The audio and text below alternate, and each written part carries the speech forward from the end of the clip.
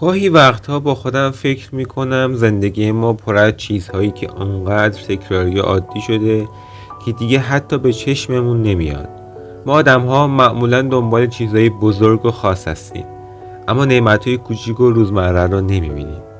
و جالب اینجاست که وقتی اونها رو از دست میدیم تازه میفهمیم چه گنج‌هایی کنارمون بودن. خدایا، من بارها پیش اومده به جای توجه به داشته ها به نداشته ها نگاه کردم. به جای شکر شکایت کردم. به جای دیدن رحمت ها فقط کمبود ها رو دیدم. اما حالا که کمی بیشتر فکر میکنم میبینم بخش بزرگی از زندگی من رو چیزهایی ساخته که حتی یک بار هم بابتشون به زبان شکر نگفتم. مثلا همین نفس کشیدن. شاید هیچ وقت بهش فکر نکرده باشم.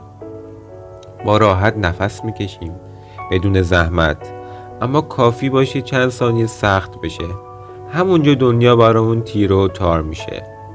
اون موقع تازه میفهمیم نفس راحت یعنی چی. یا سلام ساده کسی که هر روز صبح بهمون میگه صبح بخیر. شاید به چشم نیاد، شاید حتی جوابش رو هم ندیم، ولی وقتی اون صدا دیگه نباشه تازه متوجه میشیم روزمون چه خلایی پیدا کرده.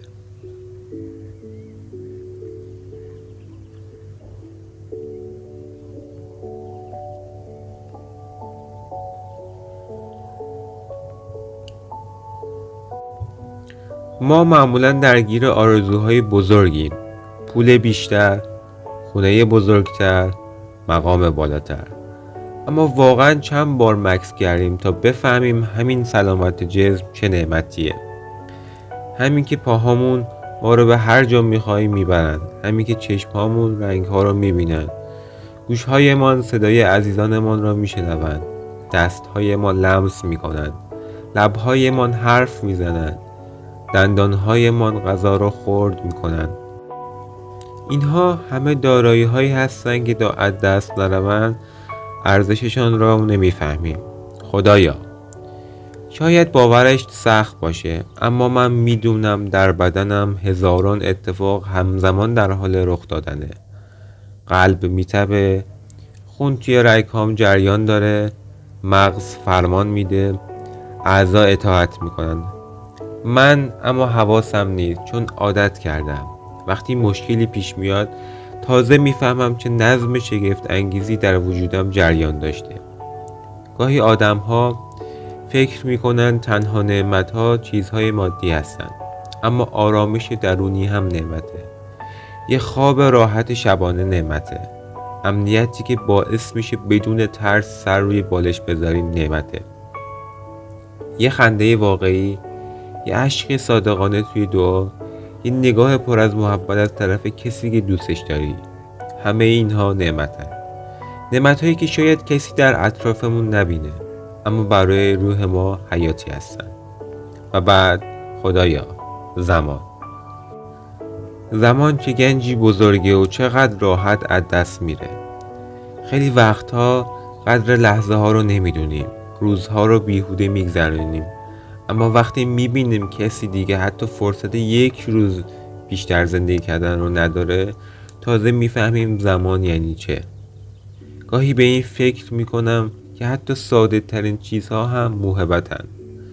آب تمیز که راحت باز میکنیم و مینوشیم، غذایی که هر روز روی میز داریم، سایه والدین یا حتی خاطره‌ای که از اونها باقی مونده، لبخند یک کودک توی کوچه. اینها همه نعمت‌هایی هستند که اگر لحظه‌ای متوقف بشن زندگی طعم دیگه‌ای پیدا میکنه.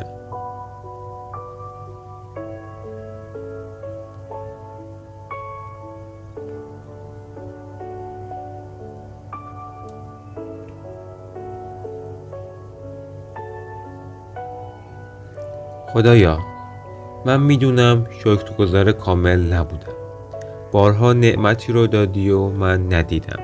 بارها برکتی رو نصیبم کردی و من فراموش کردم. اما از تو میخوام که چشمهامو باز کنی، کمکم کنی قبل از اینکه چیزی رو از دست بدم ارزشش رو بفهمم.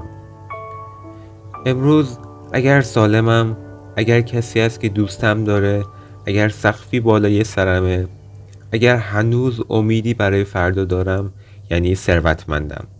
حتی اگر حساب بانکیم خالی باشه، حتی اگر همه آرزوهای ظاهری به دست نیومده.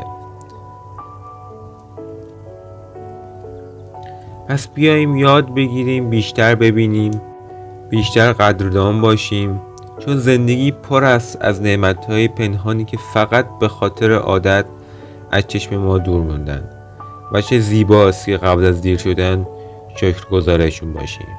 خدایا شکرت.